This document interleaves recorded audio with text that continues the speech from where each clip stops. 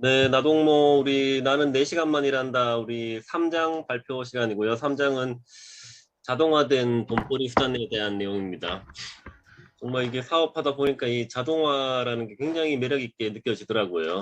자동화. 시간과 에너지를 덜 들려도 이렇게 사업이 자동으로 돌아가는 것만큼 모두가 이상적인 것 같아요. 이 장에 그런 대한 내용들이 많이 들어있어서 되게 많이 배운 장이었고요. 크게는 이제 4개의 장으로 되어 있네요. 아웃소싱 하라, 그리고 수입 자동화 과정 1, 2, 3가 있습니다. 아웃소싱 하라에서는 그 인도 비서의 위임 사례가 나오죠. 우리 이렇게까지는 현실적으로 몰라 우리나라 이거랑 잘 안 맞는 부분도 있다고 느꼈었는데 하여튼 요거에 대한 사례로에서 이걸 하는 목적이 더 중요하고 더 잘하는 일에 집중하기 위한다. 요거는 굉장히 맞는 말 가더라고요.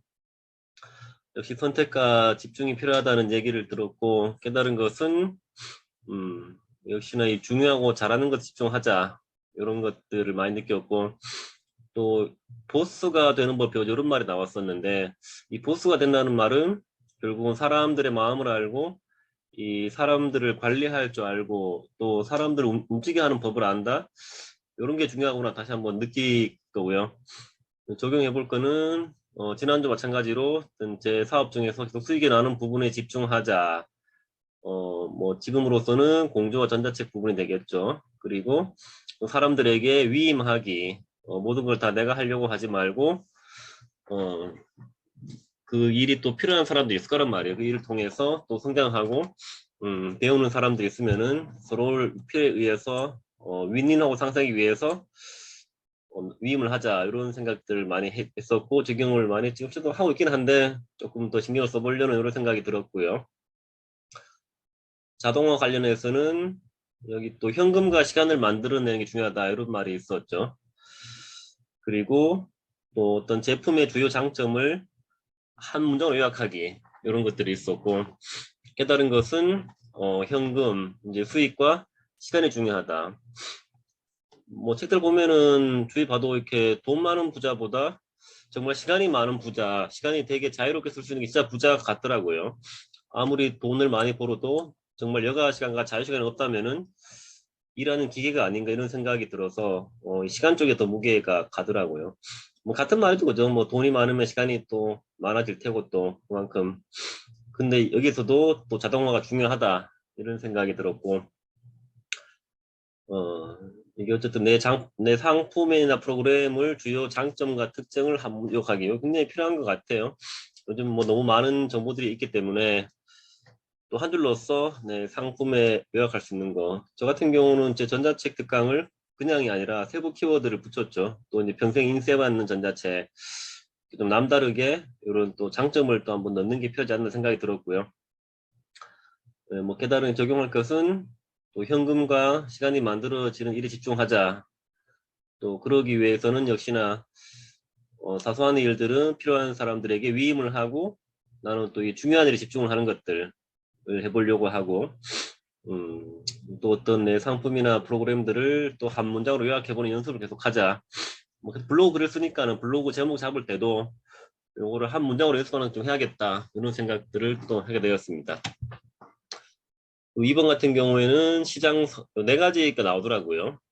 우리가 그동안 본 책들에서도 유사한 내용들이 있었는데 시장을 선택한다는 것은 고객과 내 사업 모델을 선택하는 것이고 또 이 제품 브레인스토밍이라는 것은 그들에게 필요한 유익한 프로그램들을 만들고 가격 설정하는 것들 그리고 마이크로 테스트라는 것은 그것들 실제로 적용하고 이 고객들의 반응을 보고 피드백을 받아보는 것들 이런 것들을 시스템화 시키고 또 이걸 업무를 중요한 거는 간소화 시키고 아웃소싱 하는 것들 너무 일이 복잡하고 진행하는 사람이 할 일이 많으면은 또 안 되기 때문에 최대한 내 업무는 간소화하고 가치는 크게 하고 또 위임 가능한 것들은 아웃소싱하고 이런 내용들을 보았고요. 깨달은 것은 또 업무 간소화와 아웃소싱이 중요하다 이런 걸 느꼈고 그 제가 지금 진행하고 있는 이 공저 프로젝트도 제가 굉장히 또 보면 하는 일이 많고 시간을 많이 들이는데 계속 간소화할 수 있는 방법을 좀 알아봐야겠다.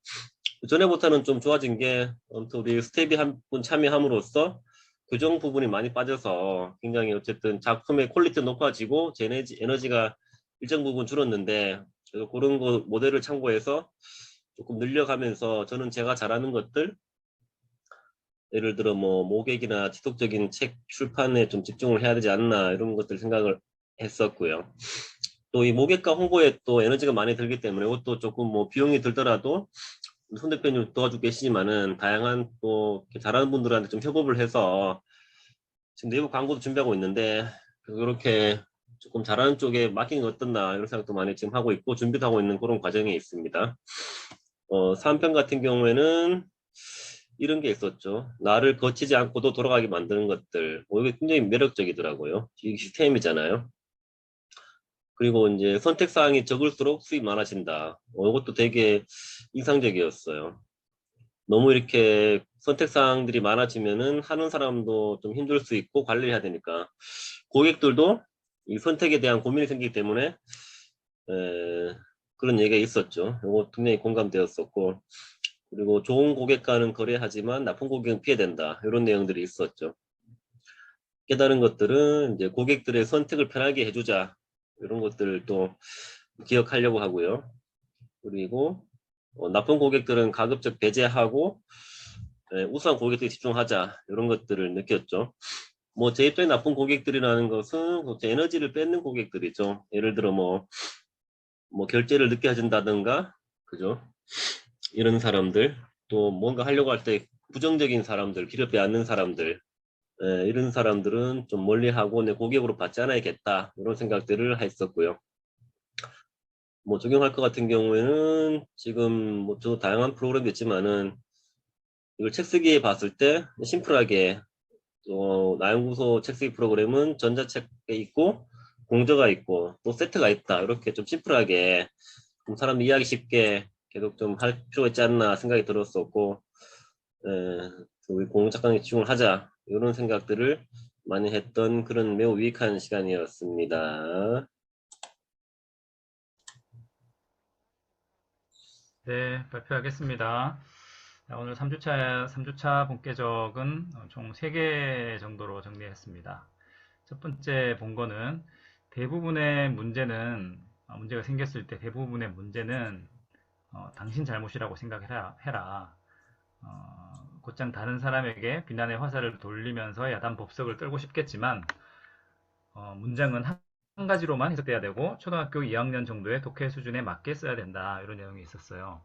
그래서 여기서 이제 깨달은 부분은 이제 보통 의사소통에서 문제가 발생을 하면 상대방한테 문제가 있다라고 생각하기가 쉬운데 그게 아니라 어, 내가 문제가 있다라고 생각을 해야 된다는 거죠. 그래서 상대방한테 문제가 있다고 생각하면 나는 그 문제를 해결할 수가 없고 나한테 문제가 있다고 생각하면은 나는 그 문제를 해결할 수가 있기 때문에 나한테 일단 문제가 있다고 보고 초등학교 2학년인 우리 유나가 초등학교 2학년이거든 둘째가 이 유나도 이해할 정도의 어떤 설명과 이해할 정도의 그런 지시를 해야만 의사소통이 제대로 되겠구나라고 생각해서 이걸 한번 적용해 봐야 되겠다 싶었어요. 그래서 쉽게 설명하는 연습을 해야 되겠다.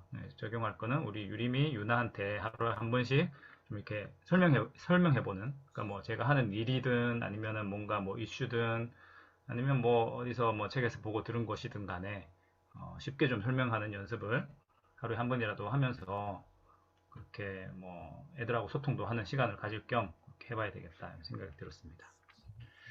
두 번째는 제품을 개발하고 나서 그것을 팔 사람을 찾지 마라. 시장을 찾고 난 다음에 그 다음에 고객이 결정하고 그 다음에 그들을 위한 제품을 개발해라 이렇게 나와 있더라고요. 그러니까 이제 보통 우리가 실수하는 것 중에 하나가 제품을 내가 뭔가를 이렇게 뭐 소싱을 할 거다 제품을 이렇게 막 만들어 놓고 그 다음에 요걸 홍보를 하고 이런 게 있으니까 오세요 막 이렇게 해가지고 많이 실패를 하는데 그렇게 하지 말라는 얘기가 또 있었습니다. 그래서 거꾸로 해서는 안 된다라는 걸 깨달았고요. 이렇게 우리가 이제 읽었던 것처럼 제품 우선이 실패하는 원인은 그 필요 없는 제품을 만들기 때문이며 고객에게 외면을 받기 때문이다. 이렇게 깨달은 걸 정리를 했습니다. 여기서 적용할 거는 제가 좀 뭔가 이렇게 하고 있는 게 없어가지고 일단 이렇게 적어봤어요. 사람들이 원하는가 원하지 않는가를 일단 물어봐야 된다라고 생각을 해서 어, 그거를 이제 뭔가 이게 사업적인 부분뿐만이 아니라 뭐 가정에서도 뭔가를 뭐 예를 들어서 애들한테 뭔가를 저녁을 만들어 줄 때 야 오늘 저녁에 뭐 먹고 싶니?라든지 아주 간단하게라든 뭐 이런 것들을 좀 내가 해주고 싶은 것들을 그냥 막 내 맘대로 막 이렇게 찾아가지고 이렇게 해주지 말고 좀 물어보고 항상 물어보고 원하는 게 뭐니? 원하는 게 뭡니까? 이렇게 좀 많이 물어보고 하는 습관을 들여야 되겠다. 이렇게 생각이 들었습니다. 그래서 요거는 뭐 딱히 이거를 뭐 이렇게 측정하기는 좀 힘들겠지만은 어떤 좀 약간 다짐의 성격으로 적어봤어요. 적용할 거로. 그 다음에 사람들이 원하는 주제와 정도를 수치화한다. 이거 세 번째, 요거와 관련된 내용인데, 보면은 이제 일례로, 뭐, 우리 단톡방에서도 강의가 굉장히 뭐 많이 좀 이루어지고, 뭐 남이 강의든 아니면은 그 월요 특강이든 이렇게 강의가 많이 이루어지고 하는데, 사람들이 이렇게 원하는 주제는 사람들이 많이 좀 몰리고, 별로 관심 없는 주제는 좀 안 몰리고 이런 특성이 있잖아요.